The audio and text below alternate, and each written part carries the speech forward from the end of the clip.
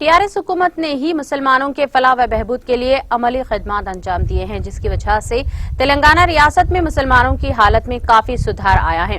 इन ख्यालात का इजहार तेलंगाना रियासत के वज़ीर दाखिला मोहम्मद महमूद अली ने नागार्जुन सागर हल्का असम्बली के अनुमुला मंडल के इब्राहिम पेट में मुनाकिदा सलाम इब्राहिम पट्टनम पुलिस मुस्लिम इजलास को मुखातिब करते हुए किया है। उन्होंने कहा कि पिछली हुकूमतों ने कभी भी मुसलमानों की भलाई के लिए संजीदगी से काम नहीं किया है, बल्कि मुसलमानों के साथ झूठी हमदर्दी करके इनके वोट हासिल किए हैं। वज़ीर दाखिला ने कहा कि टीआरएस हुकूमत ने पिछले 7 सालों में मुसलमानों के लिए रेसिडेंशियल स्कूल, शादी मुबारक, ओएसएस स्कॉलरशिप, मुसाबिकती इम्तिहानात के लिए कोचिंग के अलावा मुतअद्दिद स्कीमात को अमल में लाया है, जिससे मुसलमानों को काफी फायदा पहुंचा है। वज़ीर मौसूफ ने अपनी तकरीर में कहा कि तेलंगाना रियासत में पाई जाने वाली स्कीमात मुल्क भर में कहीं नहीं मिलती। फलाही स्कीमात के लिए रियासत तेलंगाना को मुल्क में अव्वलीन तरजीह हासिल है। उन्होंने इब्राहिम पट्टनम पेट अवाम से कहा कि इस हल्के की तरक्की टीआरएस पार्टी से ही मुमकिन है, इसलिए 17 अप्रैल को ज़िमनी इंतखाबात में नोमुला भगत कुमार को वोट देते हुए भारी अक्सरियत से कामयाब बनाएं और वज़ीर आला के चंद्रशेखर राव को तोहफे के तौर पर यहां की निशिस्त को पेश करें। मोहम्मद महमूद अली ने कहा कि केसीआर तेलंगाना को तरक्की याफ्ता रियासत बनाने की तरफ मसरूफ अमल है, ऐसे में हम सभी को इनका साथ देना जरूरी है। उन्होंने कहा कि मुफाद परस्त कायदीन की झूठे वादों में न आए और टीआरएस पार्टी के हक में वोट दें, ताकि नागार्जुन सागर हल्का असम्बली की तरक्की में कोई रुकावट हायल न हो। मोहम्मद महमूद अली ने इब्राहिम पेट अवाम के से वादा किया है कि वो नागार्जुन सागर हल्का असम्बली को तरक्की देने में, अवाम के मसाइल को हल करने में हमेशा पेश रहेंगे। इस इजलास में रामागुंडम रुकन assembly, Chander market committee chairperson Neelima Vajender Reddy, हालिया म्युनिसिपालिटी इंचार्ज अब्दुल बासित अब्बास, मुनीर फरीदुद्दीन के अलावा हालिया म्युनिसिपालिटी के मुस्लिम कायदीन शरीक थे। ये टीआरएस पार्टी क्यों बनी, किस लिए बनी? हमारे ऑनरेबल सीएम साहब ने जो उस वक्त तेलंगाना राष्ट्र समिति पार्टी कायम की थी 2001 में, उसका एक ही मकसद था कि तेलंगाना अवाम के साथ नाइंसाफी हो रही है, हमारा तेलंगाना सेपरेट होना चाहिए। 69 में भी डॉक्टर चिन्नाडी साहब भी मूवमेंट चलाया था, मगर तेलंगाना हासिल नहीं किए थे। मगर हमारे ऑनरेबल सीएम साहब ने 14 साल तक मूवमेंट चलाया, 1-2 दिन नहीं, 1 साल नहीं, 2 साल नहीं है। जितने पार्टियां बनते हैं पावर के लिए बनते हैं। इससे पहले तेलुगु देशम पार्टी थी, पावर के लिए बनी थी। 9 महीने में एनटी रामाराव ने पावर हासिल किया, मगर हमारे सीएम साहब ने तेलंगाना जद्दोजहद 14 साल तक करते रहे। मेरी बहनों से एक बात कहता हूँ, अगर आपका बच्चा एक टाइम खाना नहीं खाया, 2 टाइम नहीं खाया, 3 टाइम नहीं खाया, तो आप बुर्का पहनकर बाहर निकल जाते हैं, बच्चे को ढूंढने, लोगों से कहते हैं कि मेरा बच्चा कहाँ पर है, सुबह से खाना नहीं खाया। हमारे इस तेलंगाना के लिए हमारे सीएम साहब ने 11 दिन तक मरण भर बैठा। मरण भर में उन्होंने एक दाना नहीं खाया। जब 11 दिन में उनकी तबीयत बहुत बिगड़ गई थी, डॉक्टर्स कह रहे थे केसीआर साहब को ब्रेन हेमरेज हो सकता है, किडनी फेल हो सकते हैं, ये पैरालिसिस में जा सकते हैं, इनको कुछ भी हो सकता है, डेथ भी हो सकती है।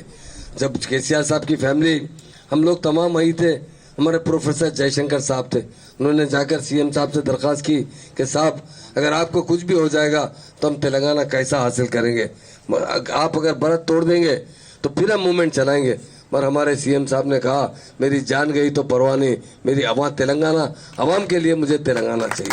वो हमारे सीएम साहब है। ये पार्टी आपके लिए कोई पावर हासिल करने के लिए आपके सामने वाली पार्टी नहीं है, ये पार्टी आपका हक दिलाने के लिए ये पार्टी बनी तो पार्टी, ये बताना चाहता हूँ। मेरे भाइयों बहनों, हमने बहुत वोट डाले, मैं भी खुद वोट डाला, मेरे वालिद मोहतरम सब लोग कांग्रेस को वोट डालते थे, क्योंकि हम लोग खासतौर से माइनॉरिटीज कांग्रेस को एक सेकुलर पार्टी समझकर हमेशा वोट डालते रहे। मगर अब हमारी पार्टी, अपने घर की पार्टी तेलंगाना राष्ट्र समिति जो आपकी पार्टी है, वो पावर में है, तो उसके अलावा हमें कोई पार्टी की जरूरत नहीं है, क्योंकि हिंदुस्तान में ऐसा लीडर बहुत कम पैदा होता है जैसा केसीआर साहब है। मैं आपसे बताता हूँ 2014 तक में क्या मिला। बहुत से हमारे भाइयों ने कहा रेजिडेंशियल स्कूल के बारे में, मैं बताता हूँ फिगर आपको। 2014 से पहले यहाँ पर 12 रेजिडेंशियल स्कूल थे। कितने साल में? 65 साल के अंदर 12 रेजिडेंशियल स्कूल ओपन किए गए थे, जिसमें सिर्फ 1400 बच्चे पढ़ते थे, 1420 बच्चे पढ़ा करते थे। आज सीएम साहब ने 7 साल के अंदर 204 रेजिडेंशियल स्कूल ओपन किए, 83 इंटरमीडिएट कॉलेज ओपन किए। आज इन कॉलेजों में, स्कूल्स में 51,000 बच्चे पढ़ते हैं। आप बताइए 65 साल का दौर क्या था और 7 साल का दौर क्या था? ये फर्क केसीआर साहब में और दूसरी पार्टियों में। केसीआर साहब एक मुस्लिम दोस्त है, वो हमेशा चाहते हैं कि मुसलमान भी तरक्की करें। हर शोबे हयात में उन्होंने जितने स्कीम लाए उसमें खास तौर से माइनॉरिटीज के लिए भी स्कीम लाए गए और उन्हें भी तरक्की के मौके फराहम किए गए। मैं एक ही बात बताता हूँ, 65 साल में कांग्रेस और तेलुगु देशम ने कभी कोई मुसलमान को बड़ा ओहदा नहीं दिया। आपके भाई को, आपके खादिम को हमारे सीएम साहब ने डिप्टी सीएम का ओहदा दिया, क्योंकि मुसलमानों को इज्जत बख्शना चाहते हैं, क्योंकि मुसलमानों के साथ हमेशा नाइंसाफी होती रही। सीएम साहब ने कहा कि मुसलमानों को भी अच्छे से अच्छा ओहदा दिया जाए ताकि उनकी भी सोसाइटी में इज्जत हो और उनकी खिदमत, उनके जो मसाइल है उनका डिप्टी चीफ मिनिस्टर या आज होम मिनिस्टर दिया गया। आप बताइए हिंदुस्तान में कहीं पर भी मुस्लिम होम मिनिस्टर नहीं है। ये हमारे सीएम साहब का कारनामा है। इसलिए मेरी बहनों से मैं एक बात बताना चाहता हूँ कि हमारे सीएम साहब का एक ही मकसद है। हम बहुत से तकरीरों में तेलंगाना में कहते थे कि हमारे निज़ाम स्टेट में हिंदू मुस्लिम भाइयों को निज़ाम सरकार दो आंख की तरह देखते हैं, मगर हमारे केसीआर साहब सारे लोगों को एक ही तरह देखते हैं। ये वाहिद लीडर हिंदुस्तान में है, वो केसीआर साहब है। इसलिए मेरे भाइयों और बहनों, मैं ये बताना चाहता हूँ, हर शोबेयात में हमारी तरक्की के लिए बहुत सी स्कीमें बहुत से हमारे भाइयों ने बताया। इससे पहले कभी नहीं था। अभी कभी प्रेग्नेंट वुमेन है, उसके लिए कोई इंतजाम नहीं थे। आशा वर्कर के लिए उनकी खिदमत की जा रही है। उसी तरह लड़की पैदा होती है तो 13,000 रुपए दिए जा रहे हैं, केसीआर किट दिया जाता है। लड़का पैदा हुआ तो 12,000 दिए जाते हैं। हमारे विजेंद्र रेड्डी साहब ने खासतौर से आपको बताया कि केसीआर साहब पैदा होने से लेकर मरने तक हर तरीके से फैसिलिटीज प्रोवाइड करना चाहते हैं। आज हमारे बच्चे आला तालीम हासिल करने के लिए अगर अमेरिका ऑस्ट्रेलिया जाना चाहते हैं पढ़ने के लिए, गरीब माँ बाप के बच्चे, तो हमारे सीएम साहब 20 लाख रुपए देते हैं जो नॉन रिफंडेबल है। ये हिंदुस्तान में ये स्कीम कहीं पर नहीं है। हमारे सीएम साहब एससी भाइयों के लिए, एसटी भाइयों के लिए जो भी फैसिलिटीज प्रोवाइड करते हैं उसी तरह वो माइनॉरिटीज भाइयों को भी प्रोवाइड करते हैं, ताकि ये बहुत गरीब है और बैकवर्ड है, ये भी तरक्की करे। इसलिए मेरे भाइयों बहनों मैं बताना चाहता हूँ, वोट जब आता है तो सभी लोग आपके पास आते हैं। आप जाना रेड्डी साहब को कितने बार जीता है? 1 बार 2 बार नहीं, 7 बार जीता है। वो 1-2 बार नहीं, 35 साल तक वो एमएलए रहे और 18 साल तक वो मिनिस्टर रहे, मगर उसके बावजूद भी ये सागर कॉन्स्टिट्यूंसी आपका हालिया बिल्कुल बैकवर्ड हो चुका है। कभी भी उन्होंने यहाँ की तरक्की के बारे में कोशिश नहीं की है। जिस तरह बासित में गए, हम लोग हैदराबाद में जाना रेड्डी साहब को बहुत बड़े लीडर समझते थे, मगर जब यहाँ पर सागर में आए, यहाँ के मंडलों का दौरा करने के बाद पता चला ये नाम के बड़े हैं, काम के कुछ नहीं है।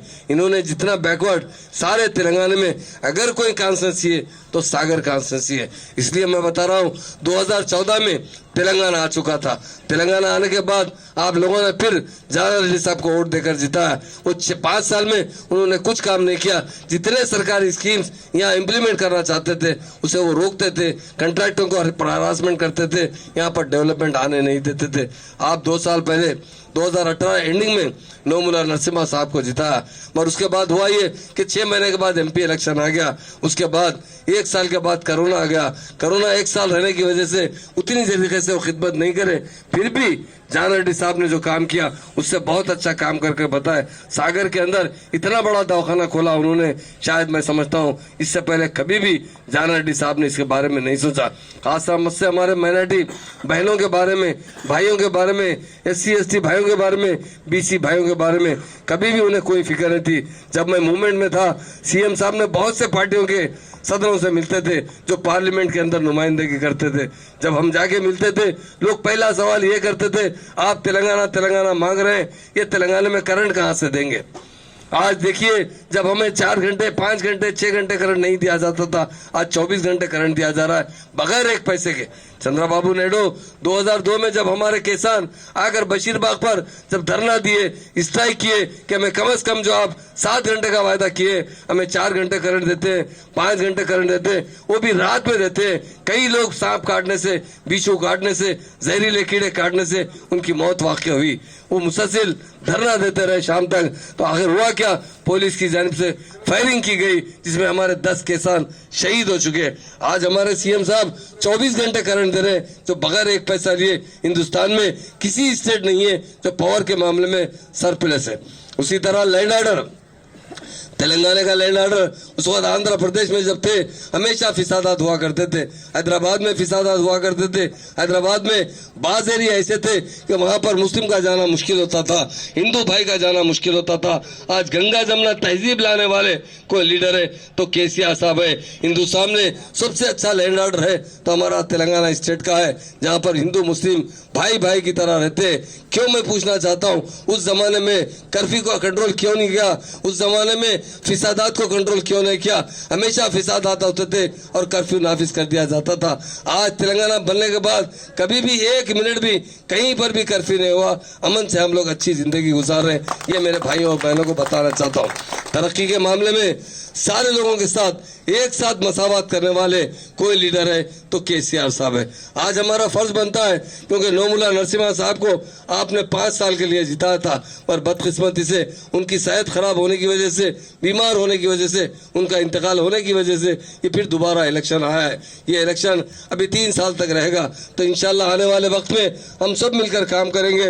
मैं यहाँ के हालिया के तमाम मेरे भाइयों बहनों को मैं यही कहना चाहता हूँ कि आपका वोट अभी आप लोग बता चुके हैं हाथ उठाकर, मुझे यकीन है। मैं चंदर साहब से कहता हूँ, साहब एक भी मुसलमान का वोट सिवाय केसीआर साहब कार के निशान के कहीं नहीं जाता।